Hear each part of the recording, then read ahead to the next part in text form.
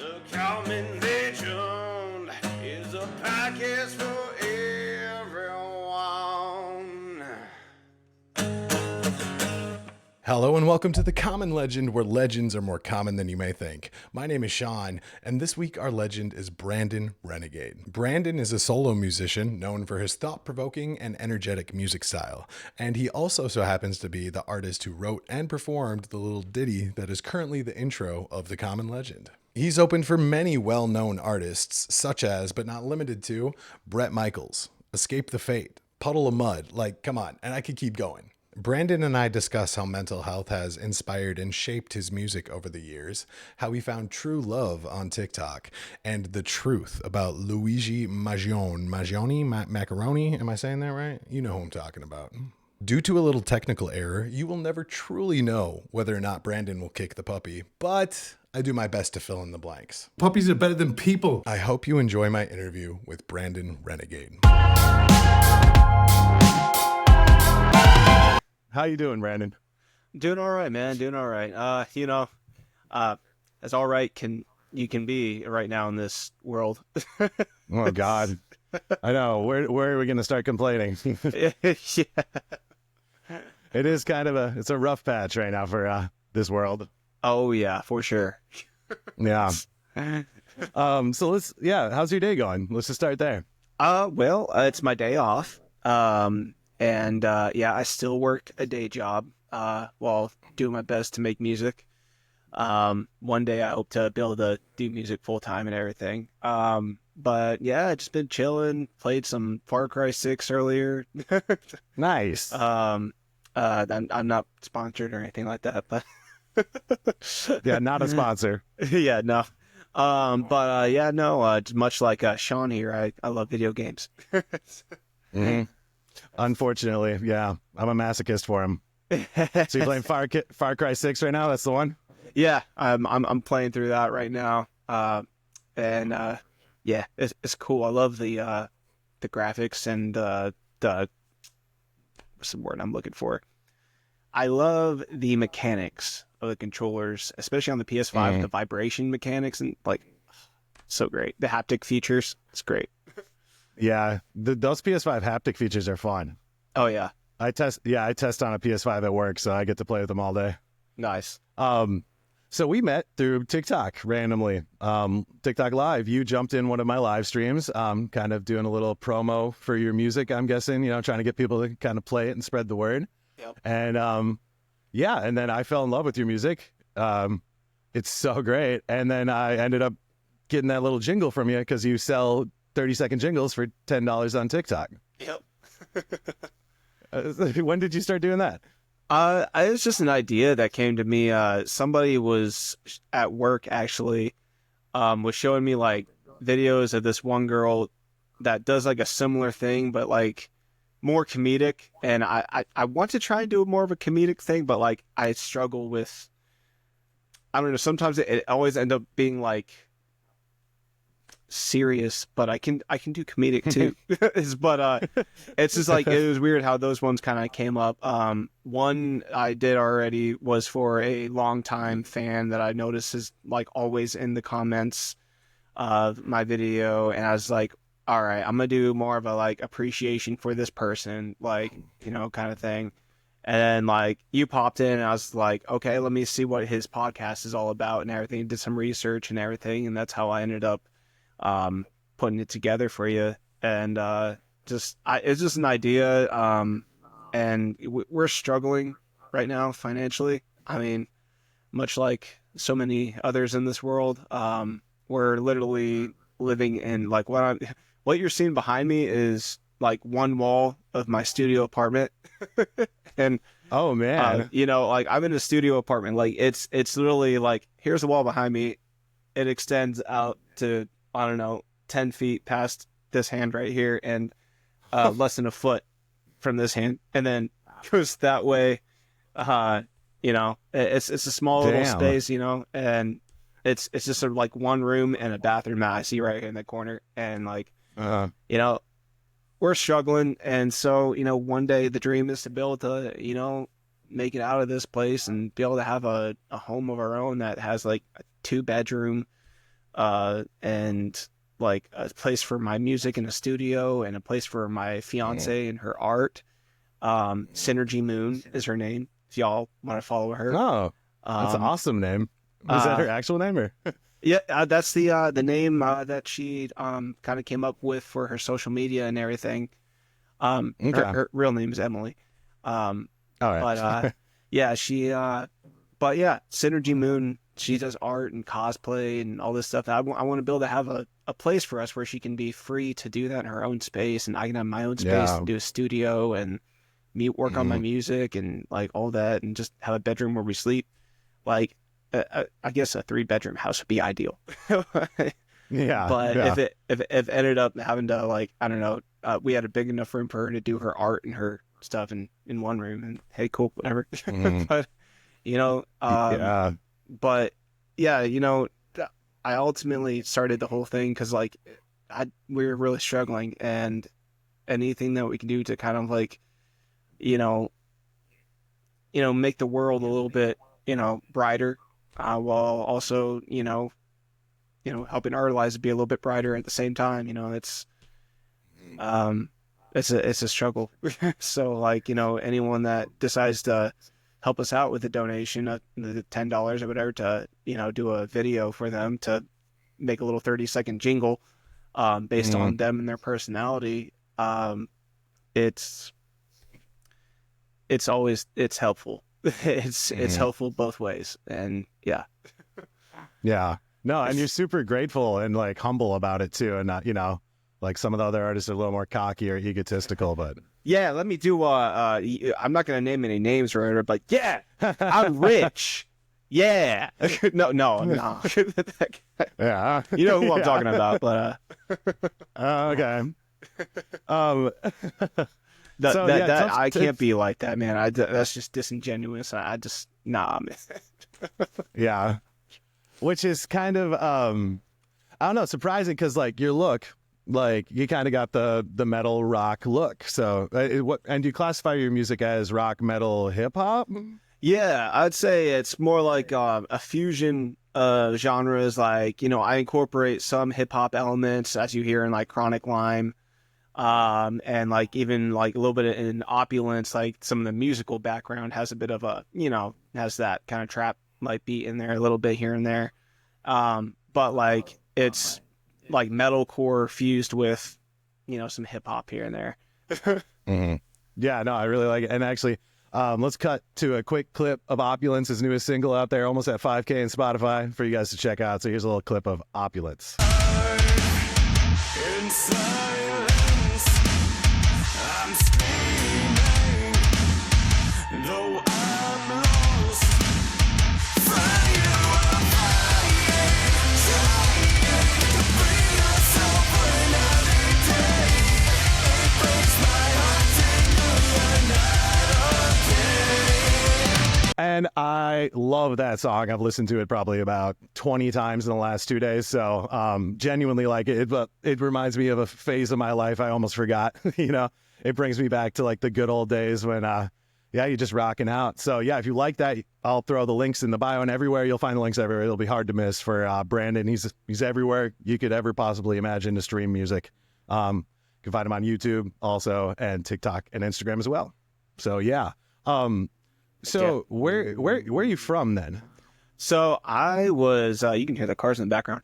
I just realized, sorry. It's fine. I am originally born in California, and then I've been all over the place since. I was raised actually I was adopted and went across the country with my aunt, and I was raised in Johnson County, North Carolina, near like Raleigh, Smithfield, Clayton area, but I was out in like Clayton area at the time. Yeah, and then I just been all over the place. Now I'm in the mountains of North Carolina after many other trips across.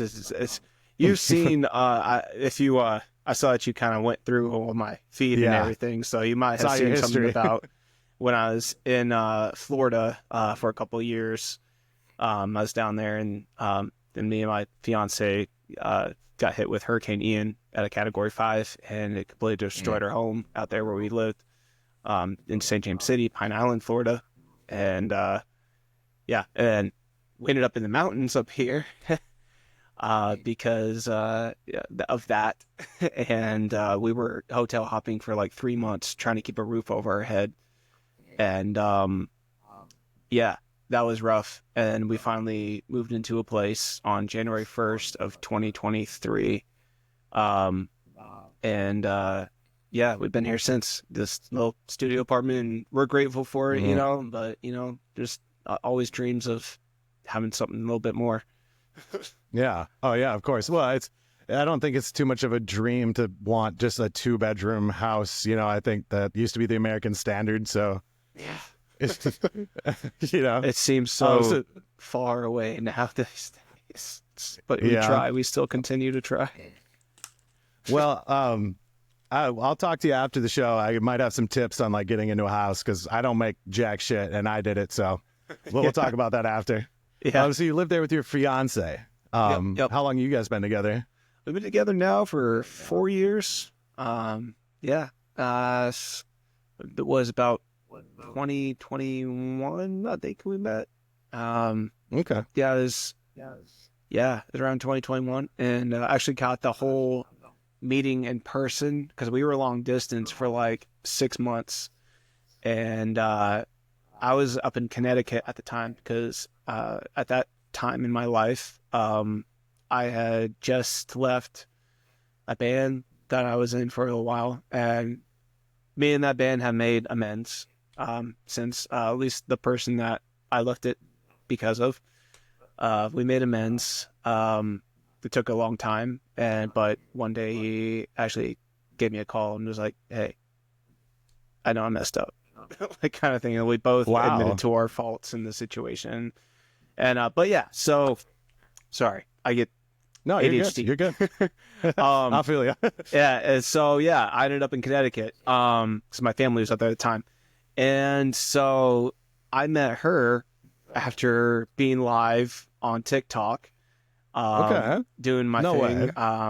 And she was in the chat, and I was just like, and she was supporting me there for a little bit, and then she sent me a message on Instagram, and I kid you not, she was just like, HEWOOO, hello. like the ooh, and I just was like, all right, this is adorable. And so we started talking, and then eventually we just kind of developed into a relationship. And then I think it was about 6 months into the relationship, her birthday was coming up, and her family hit me up and was like, "Hey, we'd love for you to finally meet her in person and everything, and like surprise her on her birthday." And so I ended up, the whole thing was like a masquerade, like themed kind of birthday. Oh, and fun. So I got myself a little like masquerade cape and a black masquerade mask. And I ended up going there, and her sister got camera footage from behind me meeting her, so they could see her face and her reaction. And her mom was filming on the inside, so she could see like the other side of that.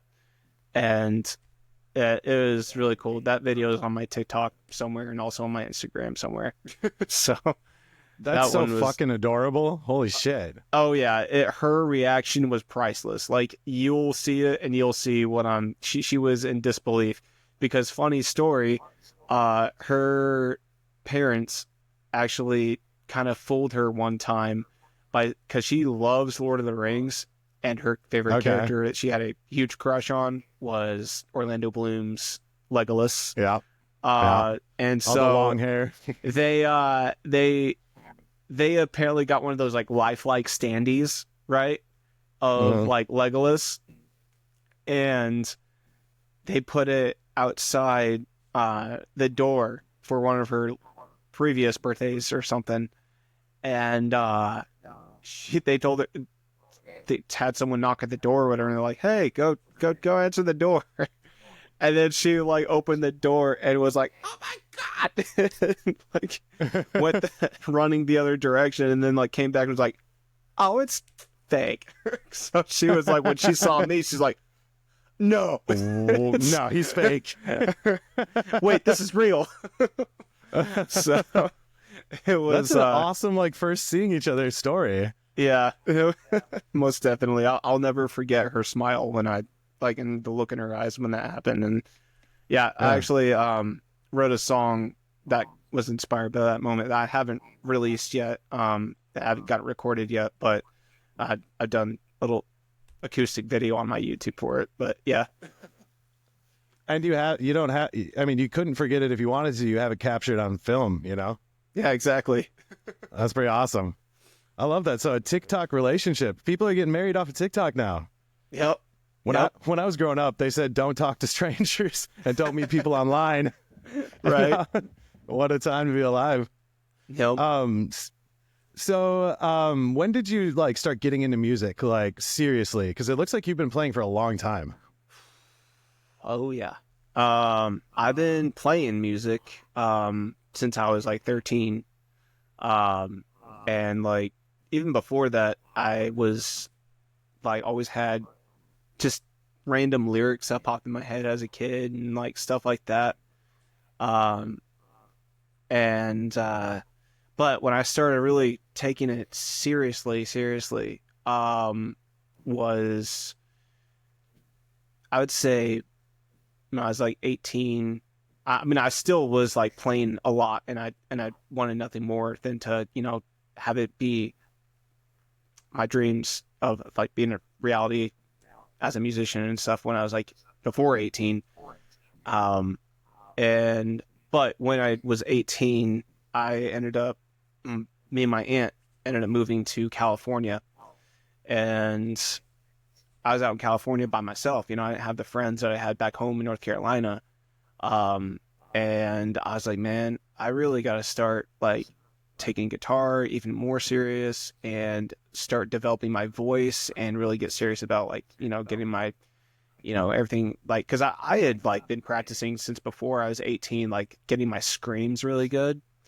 And I took that more serious. And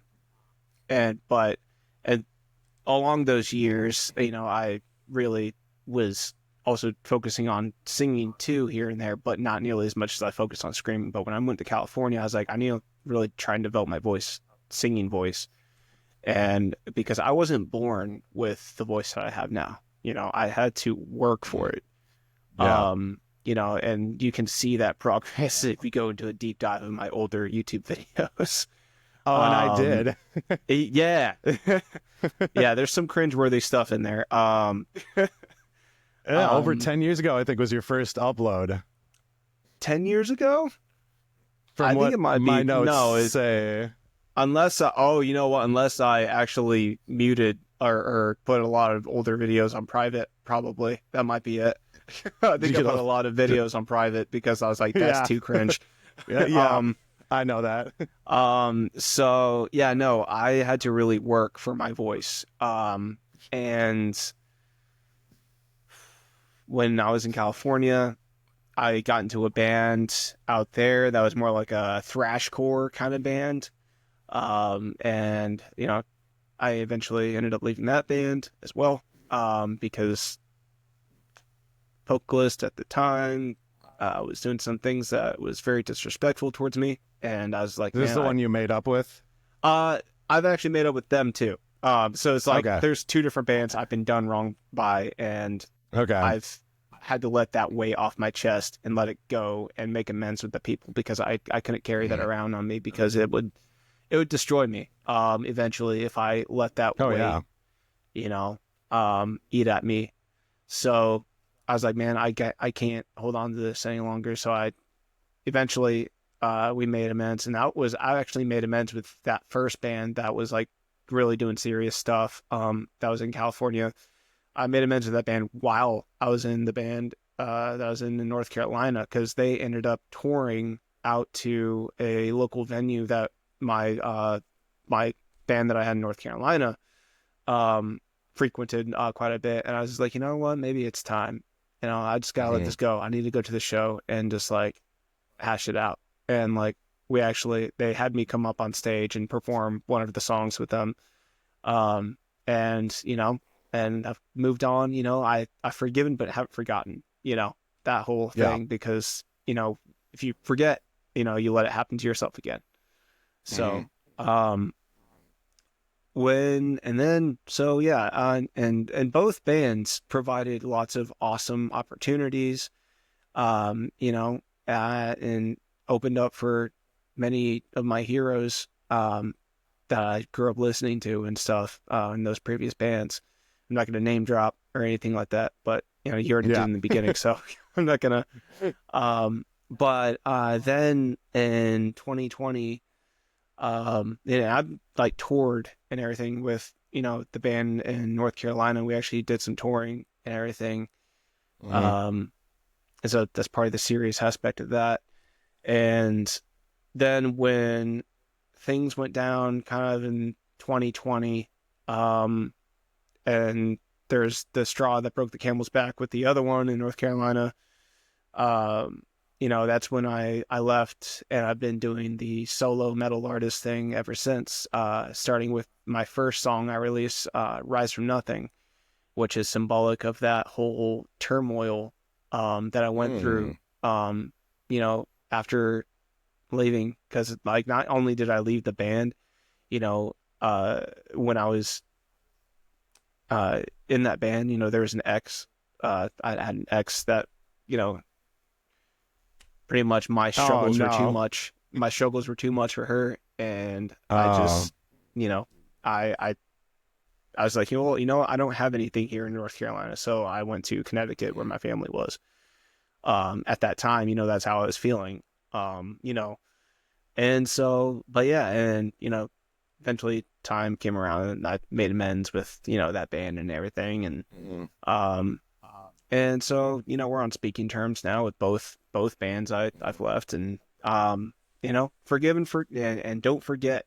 Don't let it happen to you again, and that's the moral of that story. And I've been doing the solo metal artist thing, and every time I get my bank account to a certain point where I have enough saved up to be able to work with my guys to put together another song, then I put something out, because it costs money. It's this, this business ain't cheap. I'm working. No, go on. You're working? Yeah. I'm working on getting, I'm saving up to eventually in time, get, my own studio equipment and all that stuff. And having the space to actually do that is going to be the trick. That's bigger. That's a bigger issue. Yeah. I'm in the middle of my living room right now. Oh yeah. I mean, and how I record my vocals and stuff is I go to a buddy of mine that helps me out with getting my vocals recorded. And then I send those off to my engineers out in California, and they drop my stuff into the mix and everything and put it all together and everything. And I start off with, for my music, I start off with a scratch track. I write everything, how it's supposed to go, and then and it goes from there.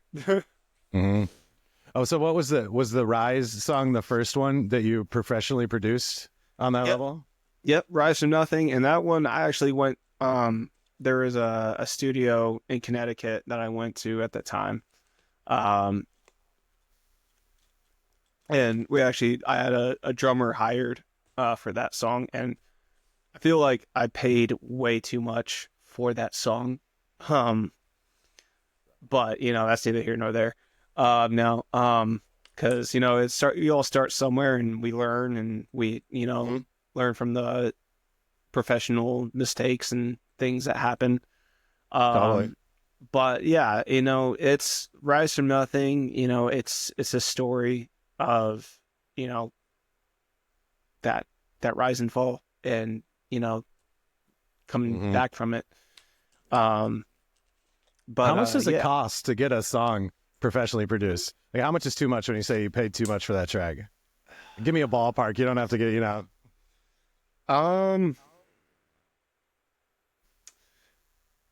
let's just say that How many months the- rent? it was more than rent. I'll say that Okay. much. It was more than Yeah. rent for me, and I found out later that that money was going towards other things, and so he actually kind of like did me a little. I don't know. I'm not gonna. Yeah, Yeah. it Yeah. just kind of. That's shitty. Yeah. And so I know you've only released like singles so far, with Opulence being your latest, and it sounds perfect. It sounds radio ready. Yeah, man. Did you use a different producer for this, or? Yeah. So I actually have so the way I go about all this and everything, yeah, with my new music, like ever since. So I've worked with a couple different guys. My song "When Will This End," everything that you're hearing from me, right? It all starts with the scratch track that I write myself and all that stuff and everything. Like I write all the parts and everything, and then I'll do like because I don't have the equipment here myself. Otherwise, I would do it all myself. I just don't have the resources right now. Yeah. So starts with the scratch track, and then I make a tutorial video on how to play everything, and then I send that over to my guys. I send that to the guys in California, and the first one was done with the song "When Will This End." My follow up to "Rise from Nothing" was done with Kevin Carestis of the band Backwards. He was the engineer and the one that helped me get it all, brought my vision to life, you know. And then after that, after him, my budget was kind of. I was trying to figure out something else because I was like, I can't do it at that budget that I did it with that at the time, which he was still offering a very fair price. But and then, you know, I had some other guys that are like, hey, we've known you for a while, and like, you know, you're chill, and so we're gonna help you out a little bit. And so that helped to ease my finances a little bit here and there. And the guys that I work with now is Brandon Wolf and Jeremy Valentine of New Year's Day. Okay. They're an awesome band. If you've looked into their discography, they're pretty great. And Brandon and Jeremy really know what they're doing. And yeah, they have helped me tremendously with bringing the visions of my songs to life. And yeah, it all starts with that process I explained everything, and yeah. So you literally sit down, you write like the drums, the bass, the guitar. You do all of that.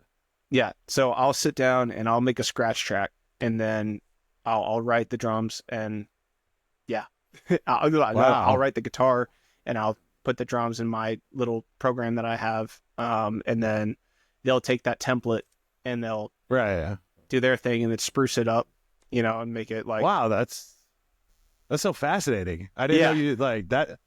I don't think that's pretty common in the music industry, right? Yeah, well, remote work it is a thing because that's how I have to do it with my situation. I have to work remotely with writing everything and then sending it over, and it's the way it has to be done right now until I'm able to get my own stuff.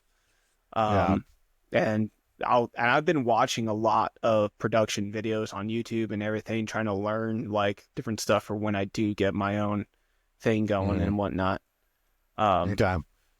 But yeah, so money's like the big thing holding you back right now. It's just the money. Yeah. that's the one thing, because otherwise I'd be having songs come out every month. Yeah. If I had my own shit, dude, I would have a song out each month.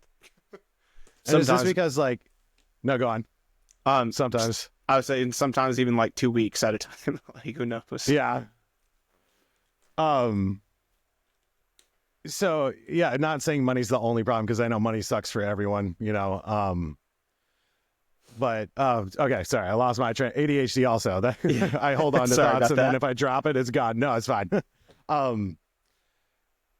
So yeah, you've only released singles right now, so I'm assuming the reason for that is because of the money. But obviously, are you like holding yourself back because like you care about the production quality so much that you're not willing to settle for less? Yeah. Yeah. I'm not willing to settle for something that's going to be mediocre. Like I don't want to, like, I want to put out quality material. Sometimes I'll do like a little acoustic video using, this guy right here. Yeah. And that this has decent quality for like doing like acoustic stuff and everything. And so I'll do stuff like that. And then like, anything that I'm going to put out and through if anything that I'm going to put out in distribution, it's going to be studio quality. Like I don't want to settle for anything other than studio quality because I don't want to tarnish the brand, that I'm developing, cause yeah. No, that's respectful. Yeah. And then when I do like, I see someone doing like an open verse challenge or whatever, then I'll like, I'll, for those videos, I'll use this mic that I have right here. My bad. Oops. I'll use this mic to record my vocals for an open verse challenge like I did for the Butcher Babies open verse challenge that they did, which that got a lot of views that I really did not anticipate getting. And seeing them do their open verse challenge for Sincerity was really cool because they actually like shared like just about everybody's that posted their open verse on their page and everything. Like they actually like took the time and like looked at what people were doing, and like they're still doing the voting process for that. I think right now I still have a link in my Instagram bio for the voting for that, because whoever wins gets to feature on their next track and gets to perform their version of their verse live with them. That's huge. Yeah, so that would be cool. There's a lot of much bigger creators out there that, are entering, that have much bigger followings than I do. But you know what? At the end of the day, even if I don't win, I'm just grateful for the opportunity and the exposure that they did grant for that, because there is a lot of like people that were seeing my stuff that wouldn't have seen it before. So yeah. I'm willing to bet, like, if they're doing that, they're going the extra mile to, like, really support smaller creators like you, that they won't pick someone just because they have a big following. Like, I'm willing to bet they're going to pick someone that they genuinely love. It doesn't matter if they have 500 followers or, 10,000 or a million. yeah, So exactly. I voted for you. Got my fingers crossed. That'd be super sick. Heck yeah. I appreciate that. Yeah. So do you have like a plan in mind, like when you do get to like a more stable point for like a full album in the future? Yeah, all the songs that I have been doing right now are eventually going to be on an album that I want to have together. Once I get enough songs for like at least like a 10 song like album, then yeah, I'll put that out and like have physical copies of like that album and everything.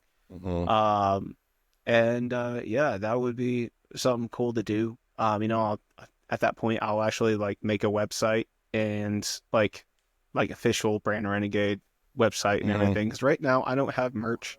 I don't have the budget to get merch at the moment. That's another thing I'm facing. People say, yeah, you gotta, get merch and like stuff, and yeah, there's a whole thing. Like I would be playing live shows right now doing like acoustic and everything, but there's a whole other thing right now that's holding me back with that.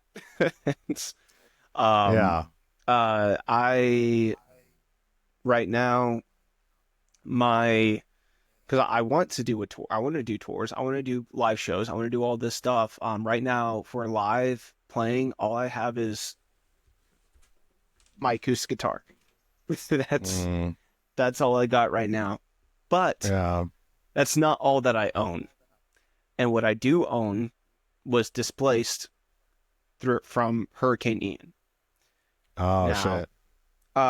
Hurricane Ian happened, right? And I had family down in Florida that I entrusted my stuff to be safe with, right? So that family, my mom and my sister and other people, they were keeping that safe and everything, and they ended up moving to Ohio, and in the rush of certain situations going on, they ended up leaving my PA system behind.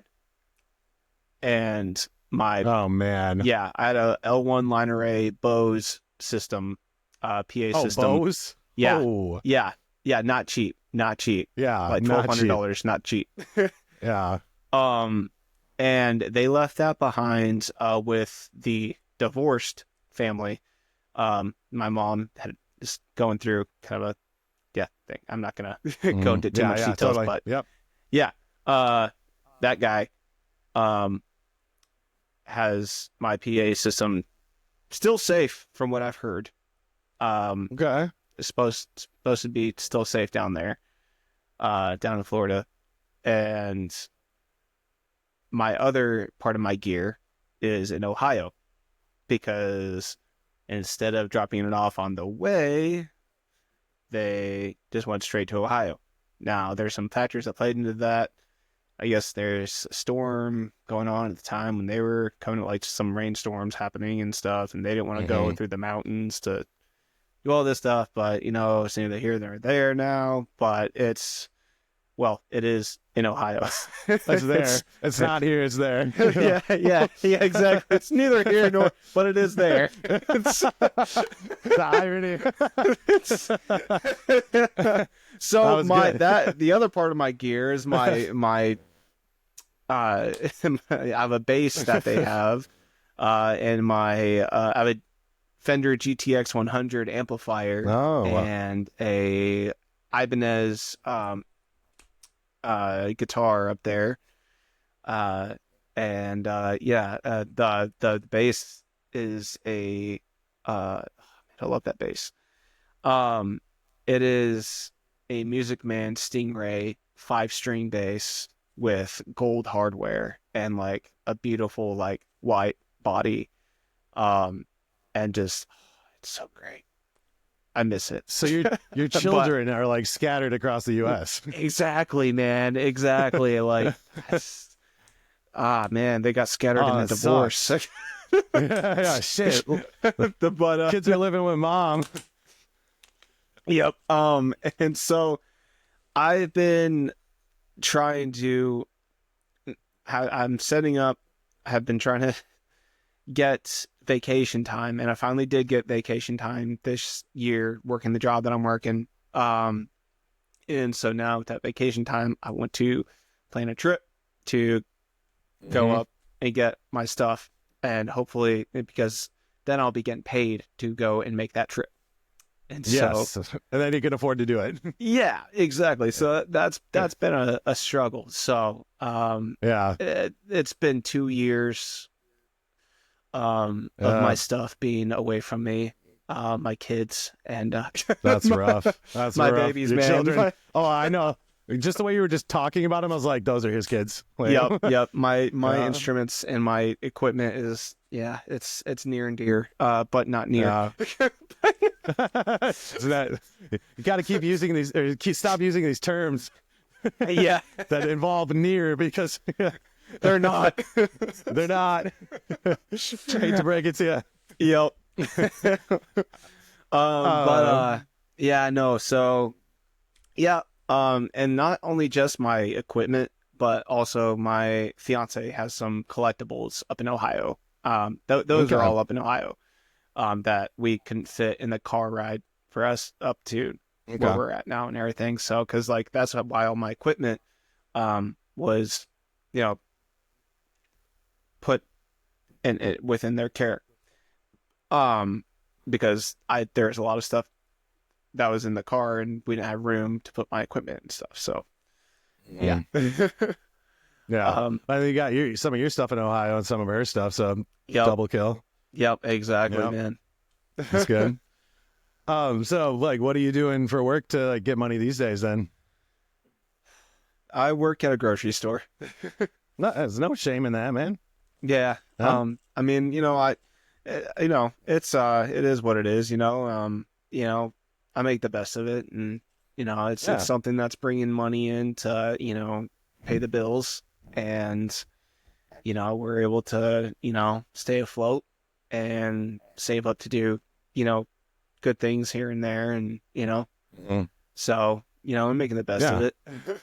Man, like, don't be ashamed. I hate people who are like, "Oh, I'm just this or I'm just that." Like, we need people in the grocery store like you. Like, Yeah. how are we getting our fucking groceries if we're not? Like, I'm not because I can't afford them. But so, Who can these days? Eggs are yeah, $20 and yeah. Oh my god, butter is a luxury now. Like, right. yeah. So I noticed when I was going through your music, like doing a little research because I wanted to find some good questions to ask you. I saw that you made a playlist on Spotify under Brandon Renegade called Mental Health Heroes. Yes. And a couple things popped out to me. First of all, I saw NF on there quite a bit, who I'm a huge fan of myself. And that kind of caught me off guard. I was like, hold on a second. And I got really intrigued. What's your fascination there then with like NF and the mental health aspect? Like, has mental health impacted your life directly, or friends, family? Yeah. Yeah. With myself personally and family, and like, uh, you know, my fiance, like, we all have our own things that we've dealt with. Um, my Rise from Nothing was a big mental health song. Because, like, if you listen to the lyrics of it, there's that part in the bridge that is like, this is for the ones, uh, this is, wow, I'm blanking, I'm sorry. Um, you can edit Okay. this out. um,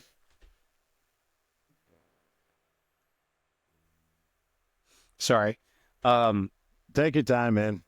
There's this part. This is for the ones that yeah, I'm so sorry. missing My- it. No, yeah. it's cool. I was just trying to help you get there. Yeah. Um, this is for the ones in a world that uh, tears us down, for everyone who's screaming, but nobody hears a sound. Yeah, this is for the ones who've been left on the road, praying for a sign and a place to call home. And this is for the ones who have spent every day feeling like you're nothing, but you've got to change. Yeah, this is for the ones with the scars on their veins. You've been through hell and back, and you'll never be the same. I like that.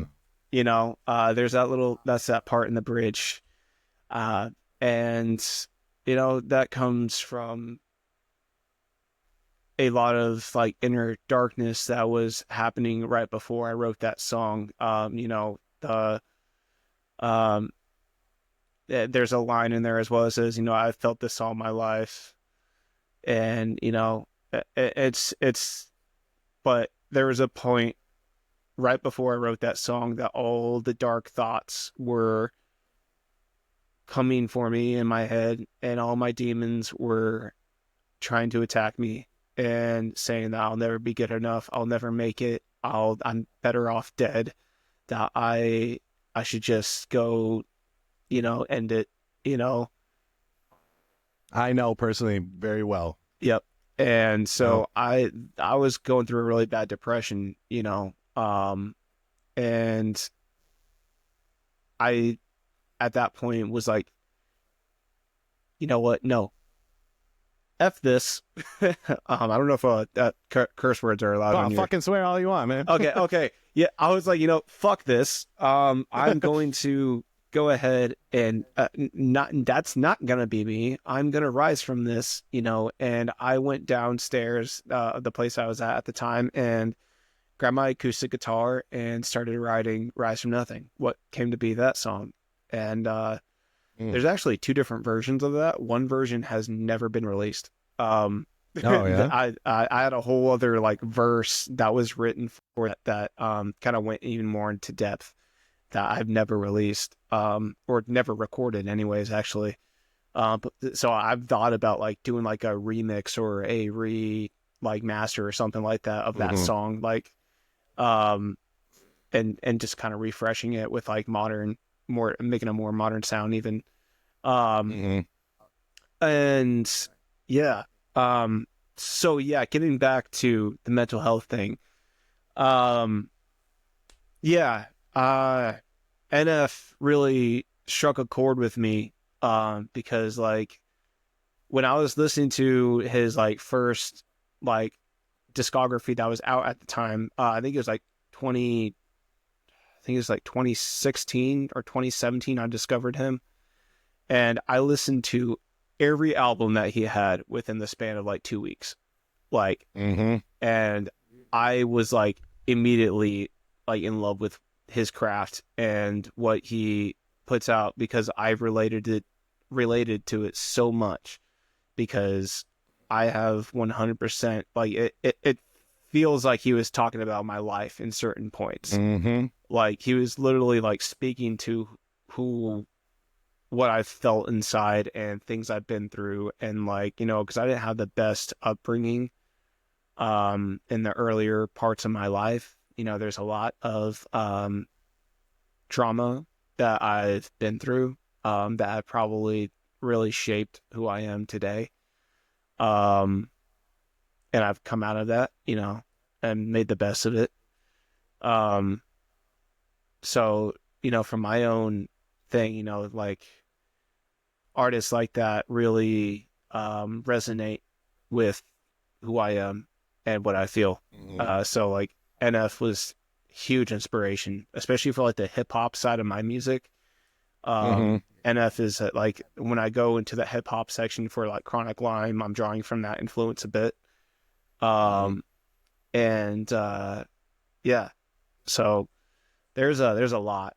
Um, and so yeah, there's many different artists in that playlist that like some of the artists I put in there like I've just added because like I really like dug their songs where they're a local artist that like I really wanted to like push up and the message in their song really resonated.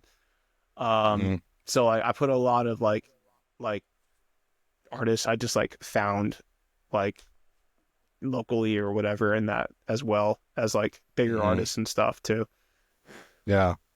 Yeah, I feel you on that NF like resonating like he wrote the album just for you, man. Like I feel like there's millions of us just like you know, like I Yeah. feel like there's a whole nation of people who feel the same way about NF. Yup. Dude, Which, amazing. Mansion, dude, freaking record, dude. The That one Clouds as well. mixtape? Yep. Huh? The Clouds mixtape? Clouds was Did you listen great. to Yeah, Clouds? I the love Mansion Clouds. was the first record I listened to, but I know just like he was on Clouds. Yeah.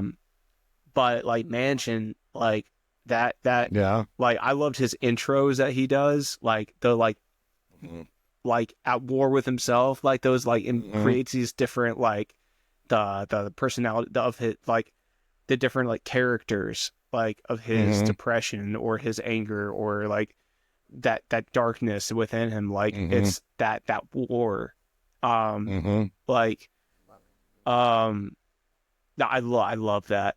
Yeah.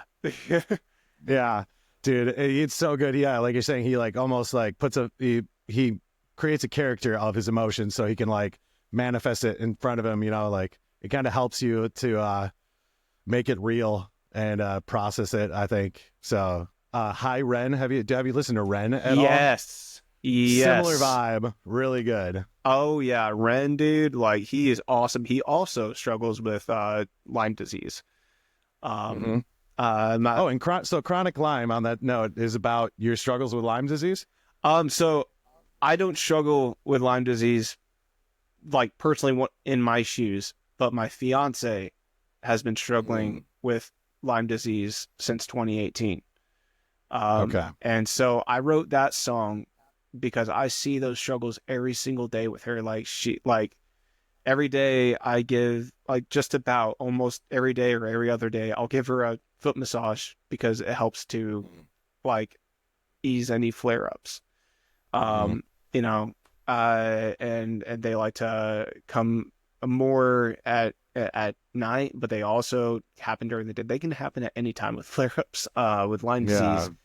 And because I've seen the struggles that she goes through with, you know, doctors not taking it seriously and not, you know, I'm just like, dude, there's no rock song out there. There's no like metalcore like song out there that really show that can be presented to that audience of people that shows what people with Lyme disease go through. There's, you know, some artists out there that use metaphors, but don't attack the problem head on by saying Lyme disease in the song. Like I haven't heard like hasn't been one song that I heard that that directly attacks it that's at that production level. And I wanted to do that because like I wanted to bring that to the forefront and really bring awareness to what people go through with that, because they need to be taken more seriously and like healthcare and everything, you know, because they don't make it easy for people with Lyme disease to be able to have the care they need. It's so misunderstood. Like there's treatments out there, but they're not that affordable.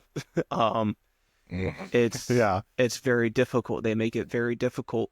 Like there's this one story about this lady that had Lyme disease, and she got stung by a hive of like big old like bees and everything, and like that cured her Lyme disease because bee venom, a certain kind of bee venom, actually like destroys the Borrelia bacteria that is within Lyme disease. Borrelia is the root cause within the Lyme disease that's injected into your nervous system when the tick bites you. Wow. Oh yeah, it's that's why. So getting stung by a bee could save your life or cure you of. Yeah, it's not just one sting though. That's why like a lot. The lady got attacked by a swarm of bees attacking like hundreds of times, stinging her. Holy shit! Yeah, and that's what cured it for her, because she got stung over 100 times. And so, but there's a treatment where you have to order like these crates of like bees or whatever, and you sting your back or whatever, but it's also expensive. Expensive, yeah. To do that. So there's people out there that, you know, that I see videos, people going on TikTok or whatever, that it's like, yeah, I got Lyme disease, but we're all cured now because I went to this facility and everything's all good. And it's like, that's the rich person that got Lyme disease. Yeah, of course. Right. Like, yeah. You know, right. And then, you know, then there's even people that are, you know, in a higher class of people and stuff that had it, but they weren't understood enough, or they weren't taken seriously, and they didn't get the help they needed, much like Luigi Mangione. He had Lyme disease. Oh, really? Yeah. He had Lyme disease, the healthcare guy, that guy. You know, he took out the healthcare guy. Yeah. He had Lyme disease. Wow. And not a lot of people know that. He has Lyme disease, not had. He's still around. Yeah, he has Lyme disease. And even because he was more in like the upper class of people, and even with that, he hasn't gotten it. They haven't taken him seriously enough to get it taken care of for him. And so that might have triggered certain things. Yeah, maybe. That might have something to do with it. That's speculation. You're proposing a conspiracy theory here? Are we going to start a new one? Can I clip that? Oh yeah, think about it. Yeah. Yeah, potentially Luigi Mangione, because he wasn't able to get the treatment he needed with Lyme disease, might have triggered him to do certain things. And then also neither here nor there. Avicii. You know Avicii? Oh yeah, I love Avicii. Yep. So he had Lyme disease. And he wasn't able to get the treatment that he needed. And that also probably made him do what he ended up doing, which was, he Wait, ended okay. Avicii, wait.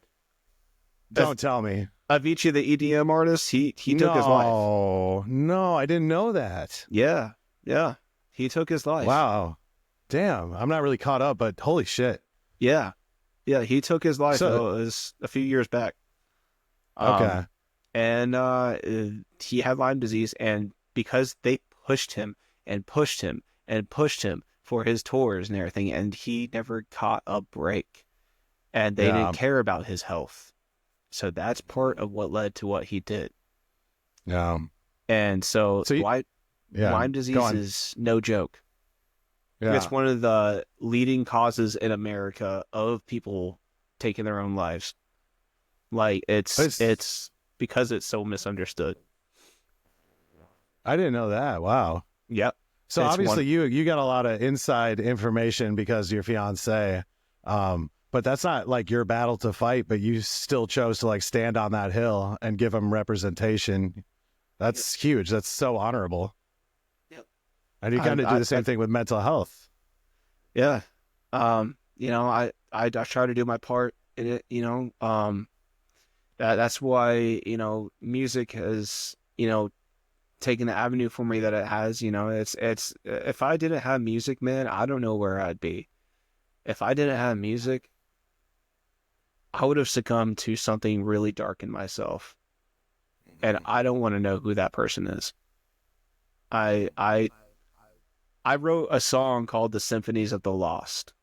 That song is about that inner darkness and what would happen if I gave in to that inner darkness and let it take over and control me. Like the person I'd become if I just gave up hope. That song is a reminder and a story, tell a story. I don't know. There's a better word for what a cautionary tale. That's the word I'm looking for. Symphonies of the Lost is a cautionary tale to never give up hope because of what I'll become because there's actually in there, I don't know if you ever watched the show Supernatural. Bits and pieces, but yeah. Yeah, there's right before the breakdown, like the heavy breakdown in that song. There's a clip of Dean saying, "You're gonna die, and this is what you're gonna become," and like it goes into the breakdown, and it's just like the part of myself that would die if I gave up hope, and that inner darkness taking over. That's what I'd become, and that's a cautionary tale to never let myself give up hope. Yeah, and it's so inspiring to hear your story of how like you were just in your darkest of holes and you were essentially faced with the ultimatum. You can either let it consume you or you can get up and fight, and you chose to get up and you picked up your guitar and you fought. So my heart goes out to everyone else who gave up in that same moment, but I'm really happy that you didn't, and we're sitting here talking today. Absolutely, man. Yeah. Absolutely. Same here, dude. So sorry you went through that shit. Yeah. It sucks. I've lost it friends, sucks, man. And I know there's a lot of people in the world that have lost that battle, and my heart goes out to those people and the friends and family of those people, and it's not easy sometimes. It's not easy most of the time. Yeah. For being really when people, and that's the thing about working at a grocery store, you have to put on that smile, that fake smile, and say, "Oh yeah, yeah." They ask you, "Hey, how you doing?" And you go, "I'm fine. I'm all right. Hey, yeah, I'm good." And really, great. How are you? Yeah. And really, it's like, dude, how can you be okay right now? How can you be okay in this world? How can you walk around with that smile on your face? How can the people that are walking around with a smile on their face be like, yeah, I'm dandy, especially right now, especially right fucking now, in the world where rights are being stripped away from people, in a world where they're making steps to bring segregation back. And I saw that. yep, in a world where you got someone leading the country that sides more with the enemy people than he does for our own allies.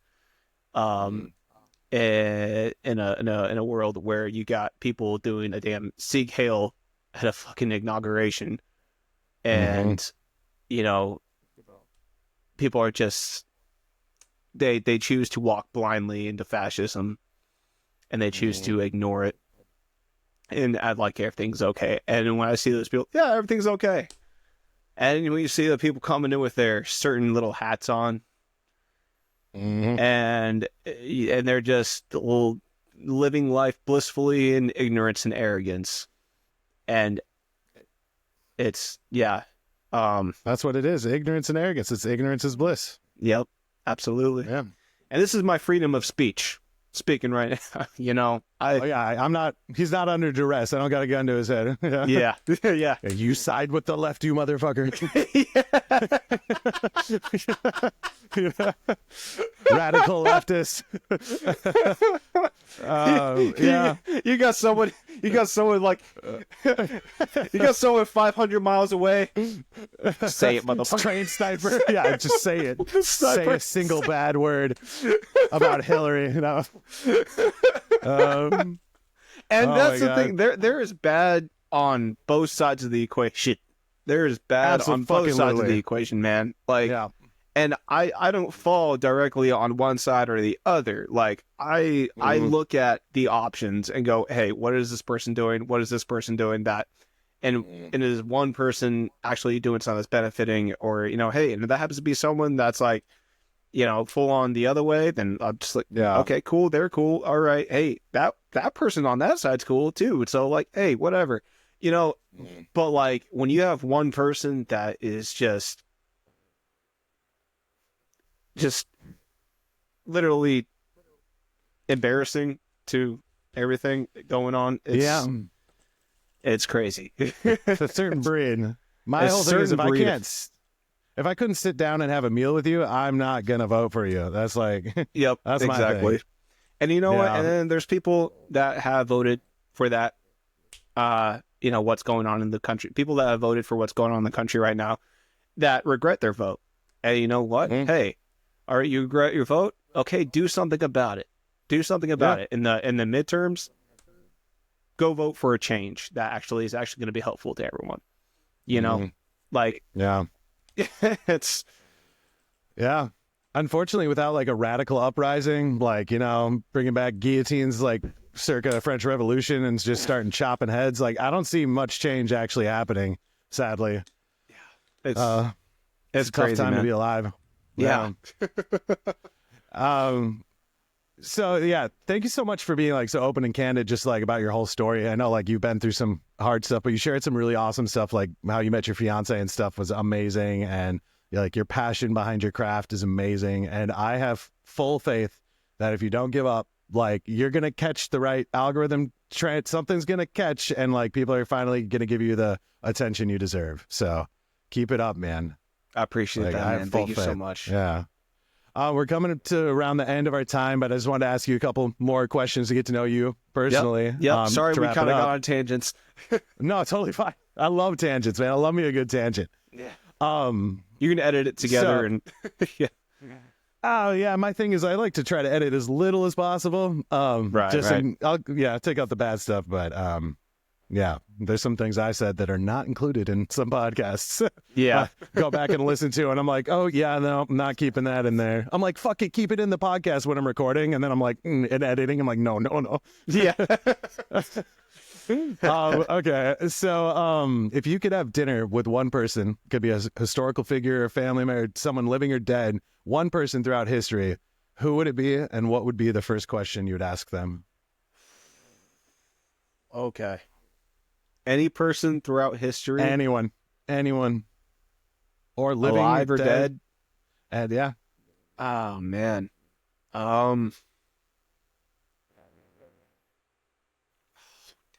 I know. That's a good question. God, how do people answer these things so quickly? They Editing. don't. Yeah. Yeah. Okay, alive or dead? And what would I ask them?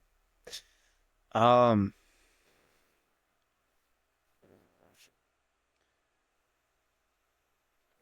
there's so many. Uh, Like 3 popped into your head at least. Just pick one.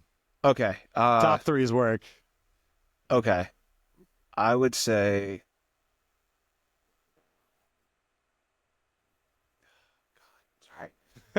No, this is great. It's a tough question. It's a thinker. yeah, I'm going to say,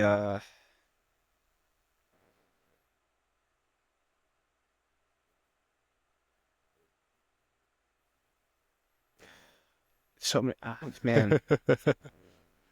It's Elon Musk. We already know. As I you can just say it.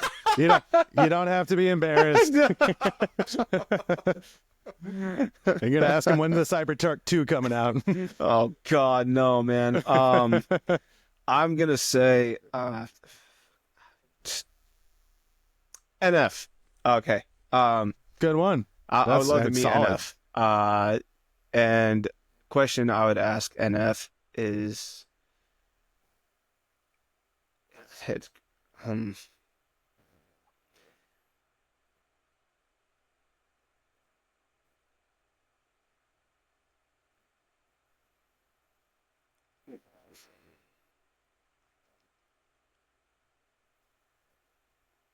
what would you do if you didn't have music? Mm. And I'd also ask him, what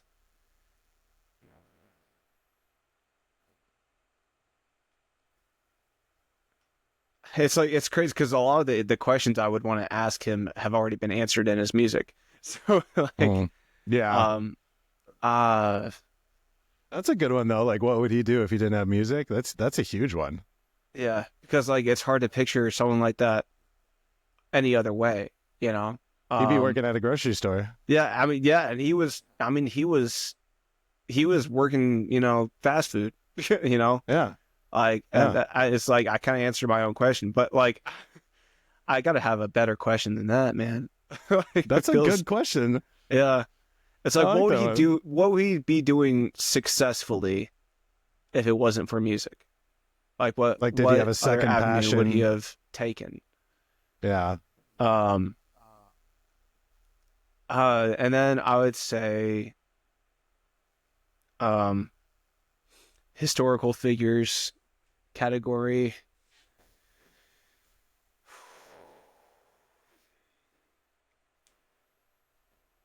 I'd probably pick Einstein in that category. Right. That'd be a fun lunch. Have a beer with Yeah. Einstein. Like, Einstein, yeah. I'd say, God, there's too many. I know. Sorry. Don't worry, man.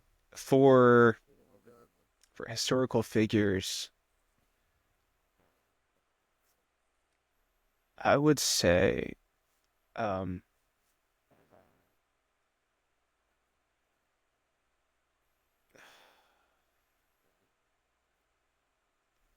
Abraham Lincoln.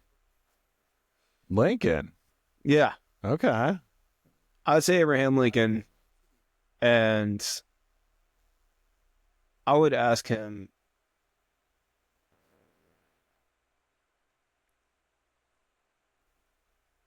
what do you believe would actually create peace for everyone in this world? Whether black, white, gay, straight, transgender, cis,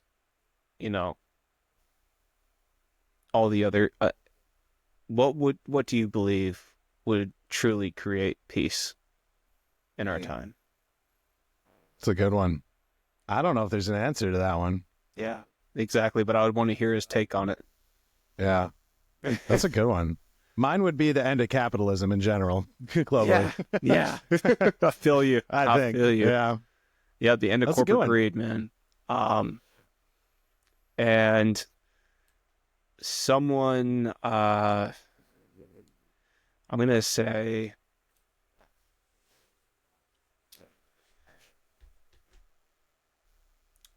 I'm trying to think of like another category of person.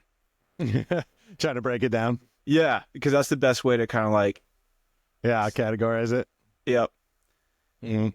And I would say someone, okay, movie stars or Keanu Reeves. Keanu Reeves.